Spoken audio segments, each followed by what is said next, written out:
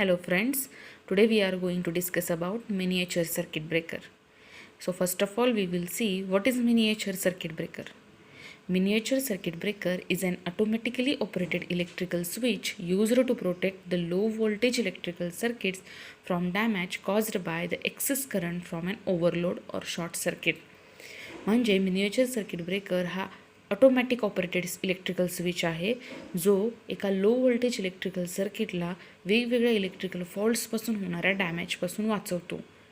As like फ्यूजसुद्धा low voltage electrical सर्किटच्या प्रोटेक्शनसाठीच डिझाईन केला जातो. Then why to go for MCB rather than fuse? Because MCB has more number of advantages over the fuse. फ्यूजला सोडून मग MCB का वापरायचं? कारण MCBचे खूप सारे ॲडव्हान्टेजेस आहेत फ्यूजवर. पहिला ॲडव्हान्टेज असा आहे की MCB हा इलेक्ट्रिकली हँडल करायला फ्यूजपेक्षा सेफ आहे किंवा इझी आहे. दुसरा ॲडव्हान्टेज काय आहे की मिनिएचर सर्किट ब्रेकर हा ऑटोमॅटिक आहे, फ्यूज हा ऑटोमॅटिक नाही आहे.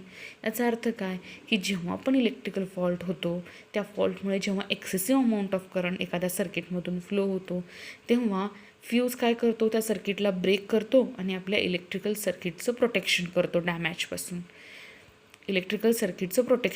डॅमेजपासून MCB पण तेच करतो. जेव्हा एखादा इलेक्ट्रिकल फॉल्ट होतो आणि सर्किटमध्ये excessive amount of current flow होतो तोही सर्किटला ब्रेक करतो आणि आपल्या सर्किटला प्रोटेक्ट करतो. मग दोघांमधला एवढाच फरक आहे की एकदा फ्यूज ब्रेक झाला की आपल्याला काय करावं लागतं, सर्किटला पुन्हा रिझ्यूम करण्यासाठी, रिस्टोर करण्यासाठी त्या फ्यूजची वायर मेटल स्ट्रीप बदलावी लागते जर तुमचा फ्यूज रिवायरेबल असेल, किंवा आपल्याला पूर्ण फ्यूज रिप्लेस करावा लागतो. म्हणजे या प्रोसिजरमध्ये बराचसा वेळ निघून जातो. म्हणजे restoration of the supply again in the circuit takes a very long time in case of fuse. Circuit ब्रेकरचं तसं नाही आहे. एकदा सर्किट ब्रेकरने सर्किट ब्रेक केलं आणि सर्किटला प्रोटेक्ट केलं की आपल्याला फक्त एक स्विच ऑन करावं लागतं. एक स्विच आपण ऑन केलं की लगेच आपलं सर्किट पुन्हा रिस्टोर होतं सप्लायला. म्हणजे restoration of supply by using circuit breaker is very easy than fuse आणि टाईमही कमी लागतो. हा एक ॲडव्हान्टेज आहे. दुसरं म्हणजे काय की फ्यूजच्या फॉल्ट सेन्सिंग कॅपॅसिटीपेक्षा MCBची फॉल्ट सेन्सिंग कॅपॅसिटी ही चांगली आहे. म्हणजे MCB हे इमिडिएटली फॉल्ट सेन्स करतात. फ्यूजला फॉल्ट सेन्स करायला थोडा वेळ लागतो. त्यामुळं फ्यूजच्या केसमध्ये फॉल्ट सेन्सिंग उशिरा होत असल्यामुळं थोडं इरिलायबल आहे, म्हणजे आपण त्याच्यावर विश्वास ठेवू शकत नाही. MCB हा खूप रिलायबल आहे फ्यूजपेक्षा. असे खूप सारे ॲडव्हान्टेजेस आहेत MCBचे ओव्हर फ्यूज. त्यामुळे nowadays MCB are utilised to protect the low voltage electrical circuit from different damages. MCB आपल्याला मार्केटमध्ये किती रेटपर्यंत अवेलेबल होतात तर MCB are typically rated up to 125 ampere, म्हणजे 125 एम्पियरपर्यंतच्या रेंजचे MCB आपल्याला मार्केटमध्ये अवेलेबल होतात. आपण आता बघूयात MCB हा कसा दिसतो. MCB, this is a real image, this is a practical image how the MCB looks like. MCB कसा दिसतो सगळ्यांनी ही इमेज किंवा हा स्विच कुठं ना कुठं तरी बघितला असेल. आपण आपल्या इलेक्ट्रिकल इंजिनिअरिंगच्या मशीनच्या लॅबोरेटरीमध्ये वेगवेगळे इलेक्ट्रिकल मशीन्स किंवा इलेक्ट्रिकल सप्लाय ऑपरेट करण्यासाठी असे स्विच वापरतो. कारण circuit breaker is not only used as a protective device but also used as a switching device. म्हणजे सर्किट ब्रेकरला आपल्याला स्विचसारखंही वापरता येतं आणि प्रोटेक्शन डिव्हाइस म्हणूनही वापरता येतं, as I already told you. आता बघूयात की या पर्टिक्युलर स्विचच्या इंटरनलमध्ये कुठले कुठले पार्ट्स असतात किंवा याचं कन्स्ट्रक्शन कसं असतं. So this image shows you the constructional part of the MCB. हे जे तुम्हाला दिसतं आहे ते कन्स्ट्रक्शनल पार्ट्स आहेत MCBचे. काय काय दिसतं आहे तुम्हाला? थोडासा अंधार आहे. हे बघा मी दाखवते तुम्हाला. हे जी आहे ही एक बायमेटल स्ट्रीप आहे. It is a bimetallic strip. Okay.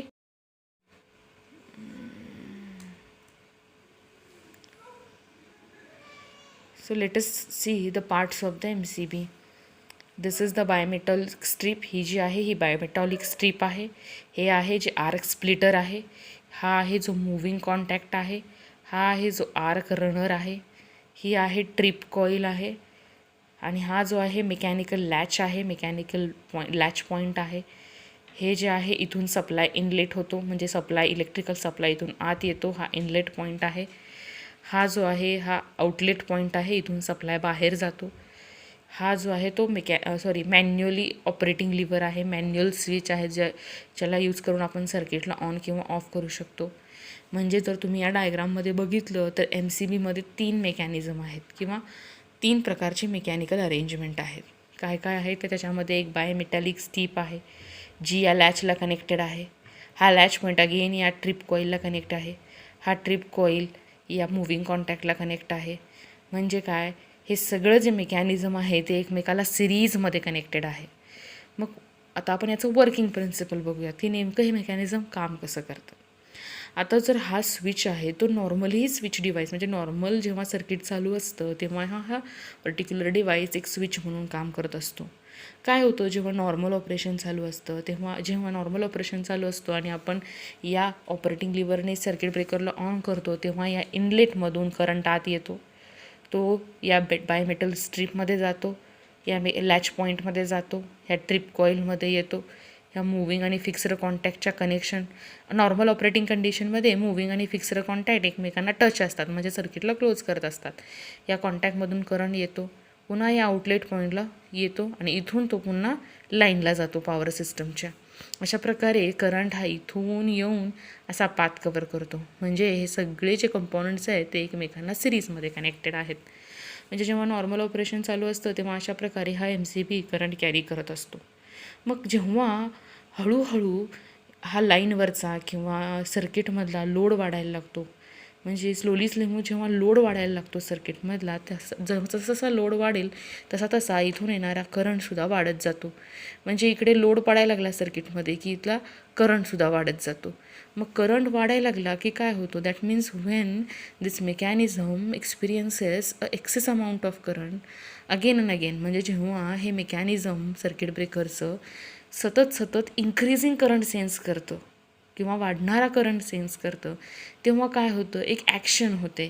काय होतं तर जेव्हा हा सर्किट ब्रेकरमधून ओव्हरलोड झाल्यामुळे excessive amount of current flow व्हायला चालू होतो तेव्हा ही ही जी बायमेटॅलिक स्ट्रीप आहे का नाही ती डिफॉर्म व्हायला चालू होते. म्हणजे काय, ती तापते, ओव्हरहीट व्हायला चालू होते. त्यामुळं काय होतं, ती डिफॉर्म होते, बेंट होते, डिफ्लेक्ट होतं. त्याच्या या डिफॉर्मेशनमुळं त्याच्या या डिफ्लेक्शनमुळं काय होतं, हा मेकॅनिकल लॅच पॉईंट आहे की नाही तो डिस्प्लेस होतो, म्हणजे तो उघडतो, लॅच उघडतो. हा लॅच जो आता सध्या बंद आहे तो असा उघडला जातो. त्यामुळं काय होतं, लॅच उघडल्यामुळं की सर्किट ओपन होतं. म्हणजे काय आहे बघा, हे जे मूव्हिंग कॉन्टॅक्ट आहे की नाही, हे मूव्हिंग कॉन्टॅक्ट हे या लॅचला कनेक्टेड आहे. हे ट्रिप कॉईल ही या लॅचला कनेक्टेड आहे आणि हे जे बटन आहे ते पण या लॅचला कनेक्टेड आहे. म्हणजे लॅच पॉईंट हा कॉमन पॉईंट आहे. जेव्हा पण ओव्हर करंट या सर्किट ब्रेकरमधून फ्लो होतो तेव्हा ही बायोमेटॉलिक स्ट्रीप तापते, ती डिफॉर्म होते, डिफ्लेक्ट होते, त्यामुळे ती बेंट झाल्यामुळं हा लॅच पॉईंट ओपन होतो. हा लॅच पॉईंट आणि हे मूव्हिंग कॉन्टॅक्ट हे अशा पद्धतीने जोडले गेलेलं आहे. म्हणजे हा मूव्हिंग कॉन्टॅक्ट हा एका स्प्रिंगच्या प्रेशरनी अशा पद्धतीने अरेंज केला आहे की हा लॅच पॉईंट ओपन झाला की स्प्रिंग पण रिलीज होते. स्प्रिंग रिलीज झाली की स्प्रिंग प्रेशर जातं, स्प्रिंग प्रेशर गेलं की हा जो मूव्हिंग कॉन्टॅक्ट फिक्स कॉन्टॅक्टला टच केला आहे तो पण तिथून निघून जातो आणि काय होतं, हा मूव्हिंग कॉन्टॅक्ट फिक्स कॉन्टॅक्टपासून लांब जातो, म्हणजे ओपन केला जातो. म्हणजे तिथं गॅप येतो. म्हणजे काय होतं, मूव्हिंग कॉन्टॅक्ट आणि फिक्स कॉन्टॅक्ट ओपन होतात. ओपन झाल्यावर सर्किट ओपन होतं आणि हा ओव्हर करंटला ब्रेक करतो आणि आपल्या सर्किटला प्रोटेक्ट करतो. हे कधी झालं, हे झालं ओव्हर करंट. जेव्हा लोड वाढतो तेव्हा करंट वाढतो. करंट वाढला की बायमेटॉलिक स्ट्रीप बेंट होते, ती लॅचला ओपन करते. लॅच आणि मूव्हिंग कॉन्टॅक्ट अशा पद्धतीने कनेक्ट केलं आहे की स्प्रिंगचं प्रेशर रिलीज होते. स्प्रिंग प्रेशर रिलीज झालं की हा मूव्हिंग कॉन्टॅक्ट ओपन होते आणि आपलं सर्किट पण ओपन होते. जेव्हा शॉर्ट सर्किट, आता दुसरा फॉल्ट होतं. आता ओव्हर करंट फॉल्ट किंवा ओव्हरलोड फॉल्ट हा हळूहळू होतो, जो आपल्याला हळूहळू दिसायला लागतो म्हणजे किंवा हळूहळू जाणवतो ओव्हरलोड फॉल्ट. पण शॉर्ट सर्किट फॉल्ट कसा आहे, अचानक होतो, इमिडिएट होतो. शॉर्ट सर्किट फॉल्ट झालं की अचानक suddenly a large amount of current या पर्टिक्युलर पाथमधून फ्लो व्हायला लागतं. मग sudden large amount of current flow झाल्यामुळं काय होते, ही ट्रिप कॉईल आहे की नाही, ती ट्रिप कॉईल एनर्जाईज होते म्हणजे काय करते, ही ट्रिप कॉईल MMF तयार करते, मॅग्नेटिक मोटिव्ह फोर्स तयार करते. MMF तयार करायला लागली की ही ट्रिप कॉईल मॅग्नेटसारखे काम करायला लागते आणि मॅग्नेटसारखी काम करताना ती काय करते, या लॅच पॉईंटला पुन्हा डिस्प्लेस करते, म्हणजे पुन्हा उघडते. म्हणजे काय, शॉर्ट सर्किटमुळे जेव्हा सडन अचानक large amount of current flow व्हायला लागतो, तेव्हा ही ट्रिप कॉईल MMF तयार करून स्वतःला मॅग्नेटसारखं ॲक्टिवेट करते आणि ह्या मॅग्नेटमुळं काय होतं, हा लॅच पॉईंट पुन्हा डिस्प्लेस केला जातो, पुन्हा ओपन होतो आणि हा लॅच पॉईंट पुन्हा ओपन झाल्यामुळं काय होतं, हा मुव्हिंग कॉन्टॅक्ट पुन्हा ओपन होतं, कारण ते दोघं स्प्रिंग प्रेशरने कनेक्टेड आहेत, त्यामुळे पुन्हा सर्किट ब्रेक होतं. आणि अशा पद्धतीने शॉर्ट सर्किट झाल्यामुळे आपलं सर्किट पुन्हा प्रोटेक्ट होतं. म्हणजे काय, जेव्हा ओव्हरलोड होतो, जेव्हा ओव्हर करंट वाढायला लागतो, तेव्हा बायमेटॉलिक स्ट्रिपच्या बेंडिंगमुळं किंवा डिफॉर्मेशनमुळे लॅच पॉईंट ओपन होतो आणि मुव्हिंग कॉन्टॅक्ट सेपरेट होतो फिक्स कॉन्टॅक्टपासून आणि सर्किट सेफ होतं. पण जेव्हा short circuit sudden current increase होतो, तेव्हा ट्रिप कॉईल MMF रिॲक्ट करून या लॅच पॉईंटला ओपन करते आणि मुव्हिंग कॉन्टॅक्ट फिक्स कॉन्टॅक्टपासून लांब जातो आणि सर्किट ओपन होते आणि सर्किट प्रोटेक्ट होते. आता तिसरी केस काय आहे की जेव्हा तुम्ही या बटनला बाहेरून मॅन्युअली, या लिव्हरला, या ऑपरेटिंग लिव्हरला बाहेरून मॅन्युअली ऑफ करता, तेव्हा हे लिव्हरसुद्धा या लॅच पॉईंटला जोडलेले आहे. जेव्हा तुम्ही याला ऑपरेटिंग करता, बाहेरून ऑफ करता, तेव्हासुद्धा हा लॅच पॉईंट डिस्प्लेस होतो आणि स्प्रिंग प्रेशर रिलीज होऊन हा मुव्हिंग कॉन्टॅक्ट ओपन होतो आणि आपले सर्किट ब्रेक होतं.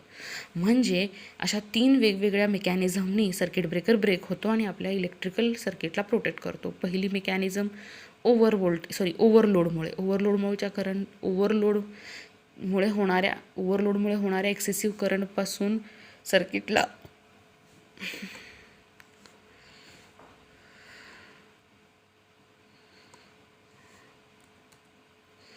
ओव्हरलोडमुळे जो excessive amount of current flow होतो, त्यापासून बायमेटॉलिक स्ट्रिपमुळे आपला सर्किट ब्रेक होतो. शॉर्ट सर्किटच्या करंटपासून आपल्याला ट्रिप कॉईल वाचवते आणि आपण बाहेरून तिसऱ्या पद्धतीने याला ऑफ करून सर्किटला ब्रेक करू शकतो. अशा पद्धतीने आपलं MCB काम करतं.